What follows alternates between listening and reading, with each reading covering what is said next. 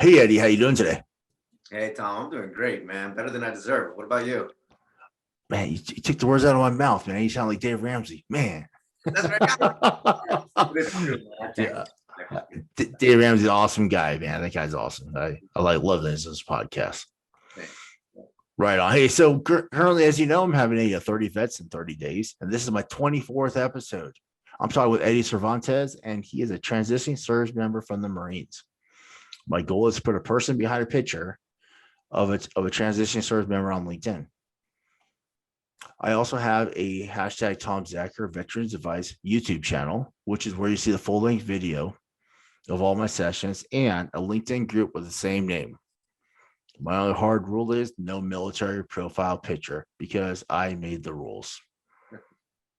And all these views are of myself and not associated with the company that I work for.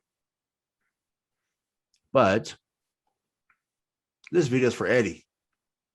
So who's Eddie? It's a good question. No, so I am a father of two amazing, incredible daughters, 13 and 19. I'm the husband to a beautiful wife. Been married for 20 years. I am a transitioning veteran, getting ready for this next chapter of life. I'm super excited. Words can't explain how ready I am to move on. I love my time in the Corps, but I'm ready to move on.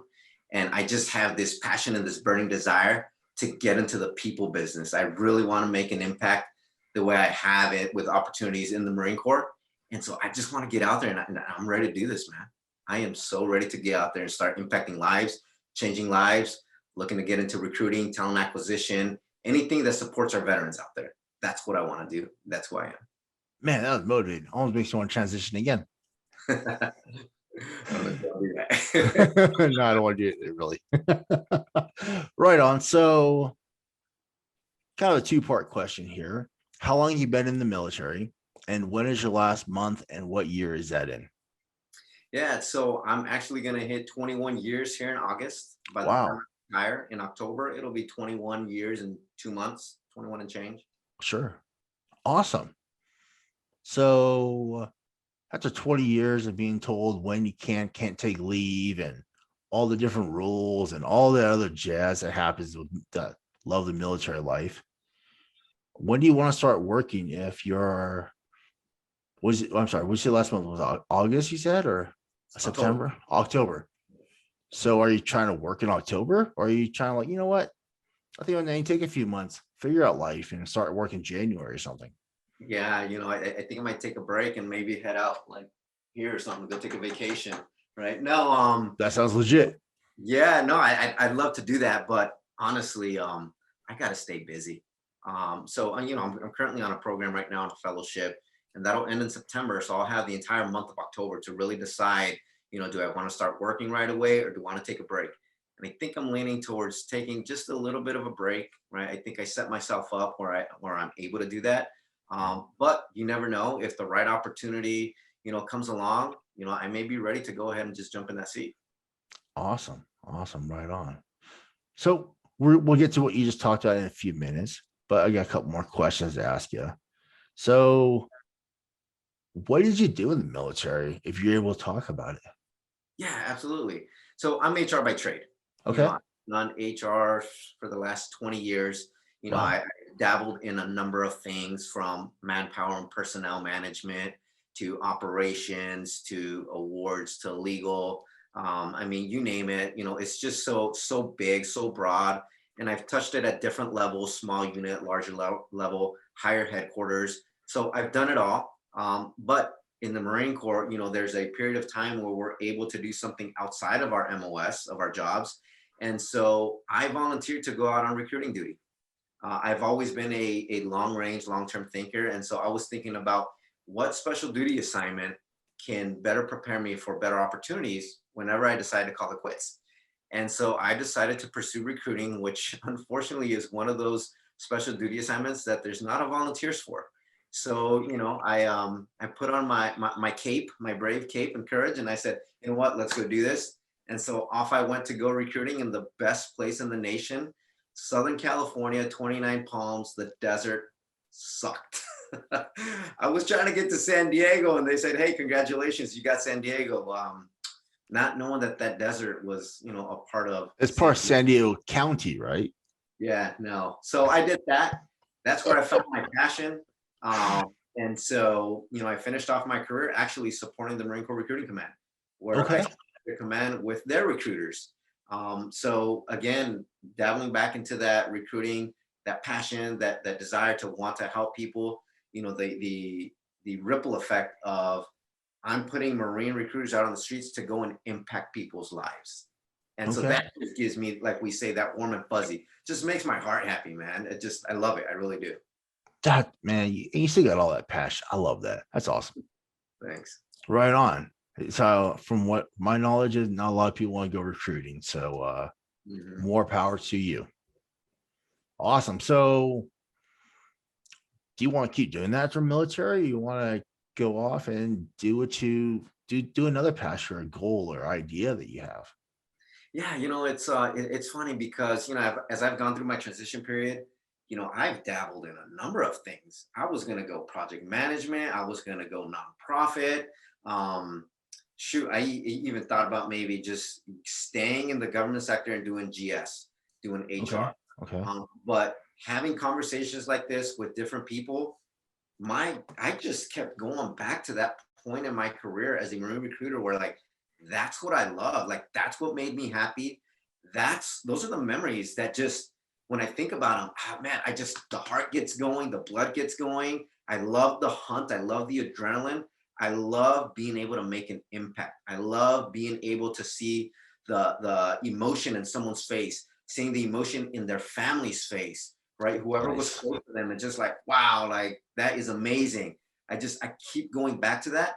And I want to do that now, except this time, I want to focus on my transitioning veteran community, right? They're my peers. I'm going through it now. My opportunity to impact young adults, I did it. But now I really want to focus helping out my peers. And I'm able to do that right now through, this fellowship that I'm doing. And I absolutely love it. Absolutely love it. So this is what I want to do. Recruiting, Awesome. transition, helping transitioning veterans. Awesome. Well, we're gonna get to that in a few minutes because I know you got a lot more to say about that idea. So with where you're living, do you want to stay there or do you want to go somewhere else? Or do you want to see something else? Yeah, no. So I'm a native of California. I've been up and down. My wife is from California, but to be honest, I have no desire to go back to California. I may hurt some people's feelings, but for all I care, California can break away. Like, I have no desire to go back. Um, Virginia is where I'm at. I love Virginia. We love Virginia. And this is home now. I have access to the city in DC. I have access to the mountains, to the outdoors. I mean, how many states are around here that are short distance? The beach. I mean, you name it, it's here. We love it. We love the four seasons. I hate the allergies and the traffic with those familiar with the 95 here in the DC area. But Virginia is home, and this is where I'm going to stay put, Northern Virginia. So that was the 95 parking lot, right? Yeah, that was the one thing that I guess COVID was great about was like 95 was empty. Like, Oh wow. oh yeah, incredibly empty.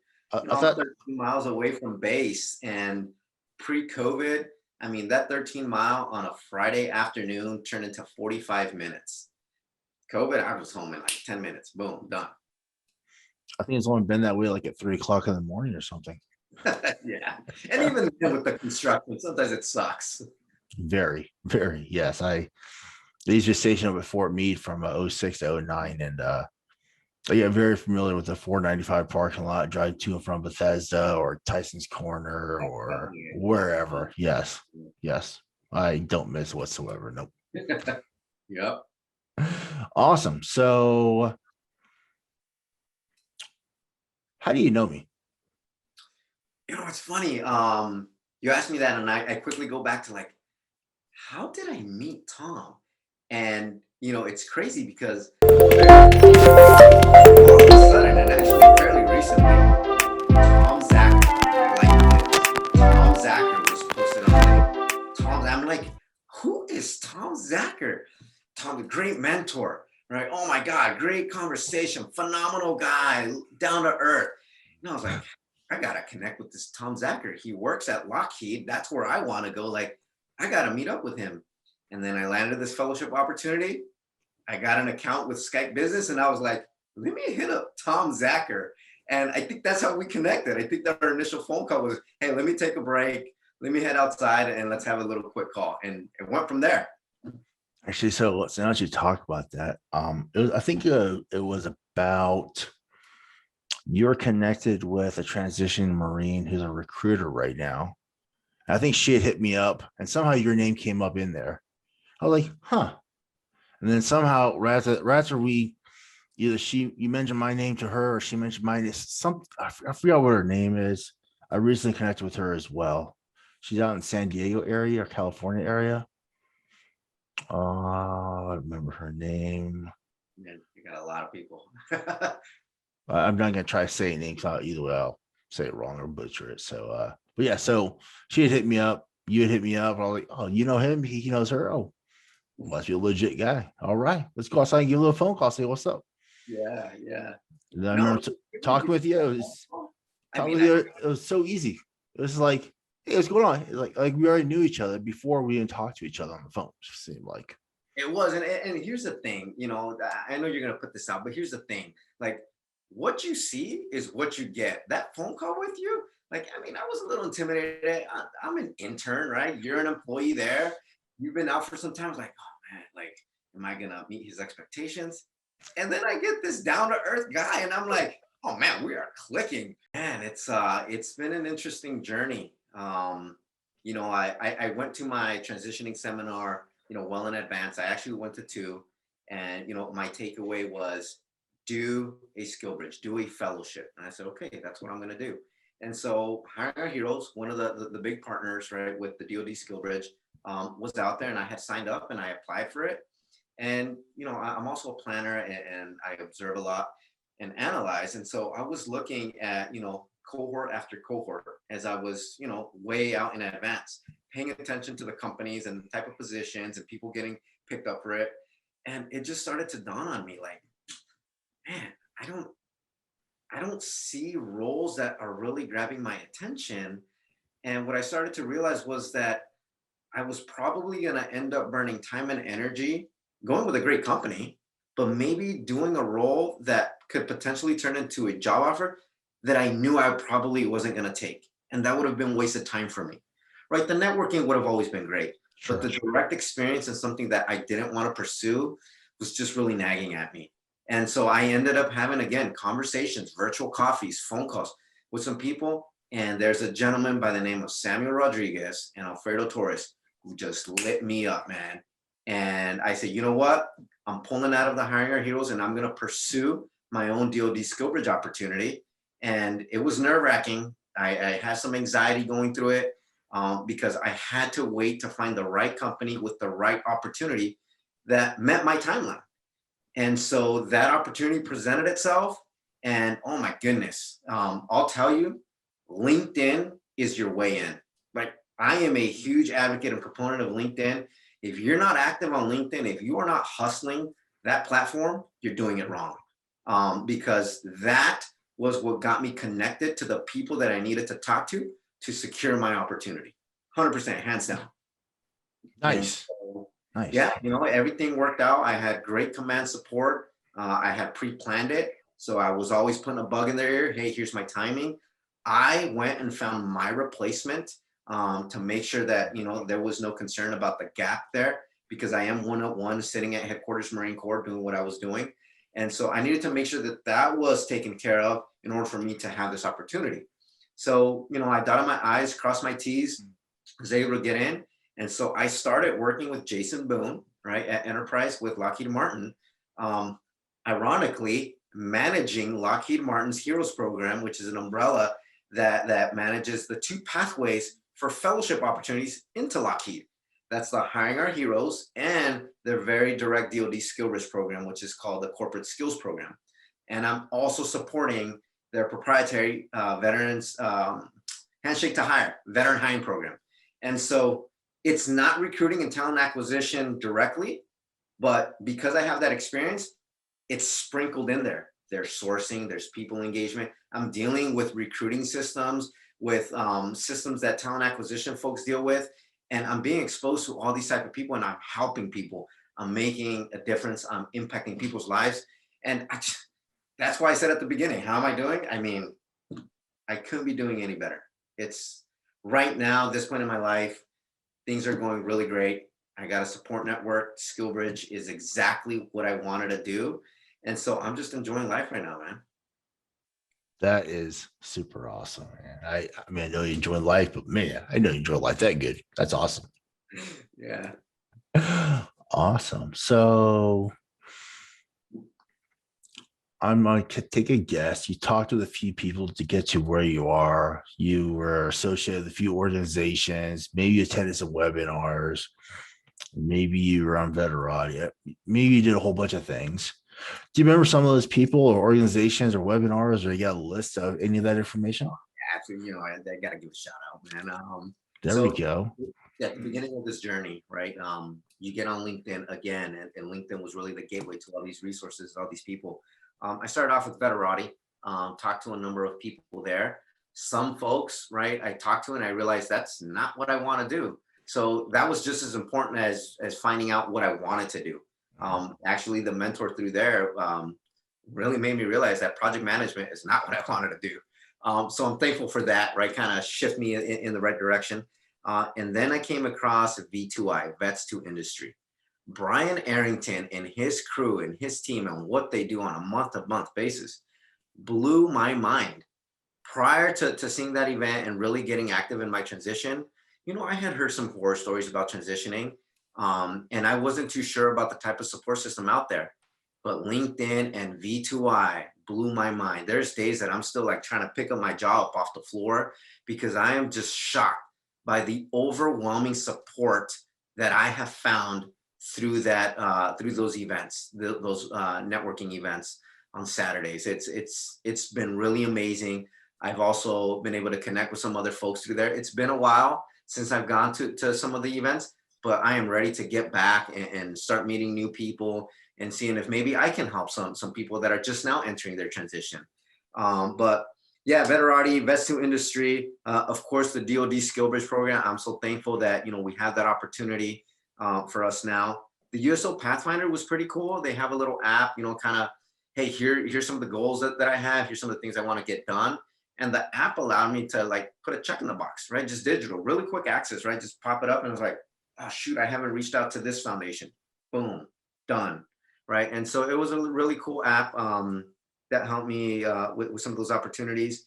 ACP, I found an amazing mentor from Major League Baseball when I was considering HR. I said, here's who I want, here's what I'm looking for. And they came back and I was like, wow, she's like a perfect match. And so I still talk to her. I got her on speed dial. And we have our appointment set up to talk. And she's just a really great person. So thankful for that ACP program, American Corporate Partners. Of course, the platform LinkedIn. Like, oh my goodness, I can't say enough. I am a social media guy, specifically LinkedIn. Outside of that, I really don't dabble in it. But LinkedIn, if we're not in it, we're not getting it. The Indigo Education Company, they have a self-assessment tool, like a little report, kind of like a personality thing. I really enjoyed it. I did the 16 personalities. That was very interesting. But I also did this Indigo report and it spit out, a multiple page report. And I was like, wow, man, this thing is really spot on. Maybe I don't know about this one. Well, it makes sense. It's putting that at a lower priority. And I just really enjoyed the analysis that I got back about myself, and it helped me really craft my resume and kind of really identify more of who I was. So that was pretty cool. Recently, Salute to Suit, A-Rod and Mark Catlett. Tell you what, man, I know we're doing this whole remote thing and maybe we're doing interviews like this virtually, but there is no denying, at least for gentlemen, at least for me, when you get yourself in a well-fitted suit, the confidence that you get, oh my goodness, man. I'm walking around like, you can't touch me. Like, it's just an amazing feeling. But really, it was the customer service, the attention to detail, the passion that A-Rod and Mark gave me and showed me. I was like, and it was easy on the pockets. Like I got a ridiculous deal.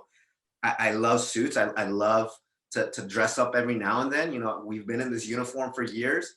And so I like to throw it out every now and then. So I got a little extra, but confidence booster for sure right there.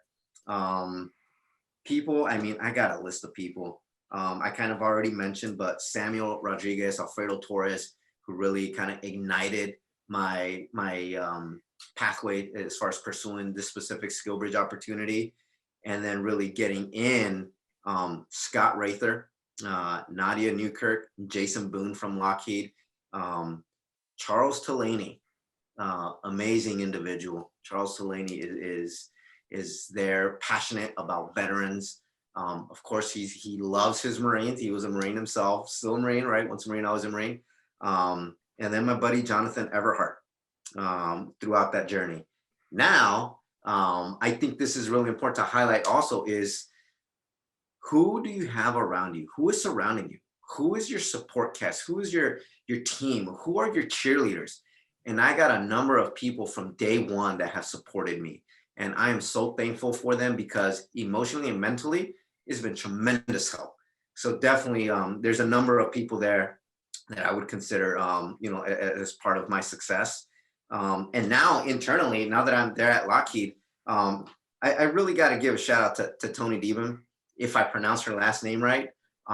She's HR out there in space. I think one of your coworkers, and she's really been helping me out understand internally, right, the HR part, because that's still a part of me, right? And I think it's also important to learn a part of the organization, even though I'm a fellow.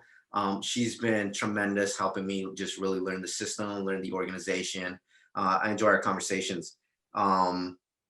Sharif Wabi with Bellator Recruiting, Judy Parks, recruiter out of Comcast, Brian Gomez, recruiter out of Facebook, Adam Fisher, my man. I'm waiting to link up with you, man.